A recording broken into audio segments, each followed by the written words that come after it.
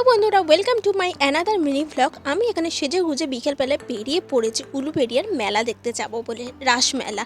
প্রায় 1 মাস ধরে হচ্ছে, তো যাব করে আমার যাওয়া হচ্ছে না। আর যেতে যেতে দেখো এখানে সূর্যাস্তটা দেখতে কতটা সুন্দর লাগছে। ভাবলাম যেহেতু 1 মাস ধরে মেলাটা রয়েছে, ভিড়টা কিন্তু কম হবে, কিন্তু 5টার সময় বিকেল ভিড়টা দেখছো কী লেভেলে, তোমরা ভিডিওতে দেখতেই পাচ্ছ। আর মেলা তো শুরু হয়ে গেছে, আর তার সাথে সাথেই লোভনীয় জিলিপি ফিলিপি রয়েছে। তো চলো সেগুলো তো কিনবো, তার আগে মেলাটার ভেতরে রাসমেলাটা তোমাদের সাথে একটু ঘুরিয়ে দেখায়। আর উলুবেড়িয়া রাসমেলা তো তোমরা সবাই জানো যে এই রাসমেলাটা কিন্তু সবথেকে বড় রাসমেলা হয়ে থাকে। আমি এই নিয়ে গত 2 বছর ধরে এই রাসমেলায় কিন্তু আসছি। তো রাসমেলাটা ভালো করে ঘুরিয়ে এবার তো খাওয়া দাওয়ার পালা। প্রথমে খেয়ে নিলাম কিন্তু পাবড়ি চাট, তারপরে ভাবলাম ওই বড় নাগরদোলাটা উঠবো, তারপরে ভয়তে আর উঠলাম না। শেষমেশ ফুচকা খেলাম, পাবড়ি চাট খেলাম, আর চলে গেলাম উলুবেড়িয়ার কালী মায়ের মন্দিরে।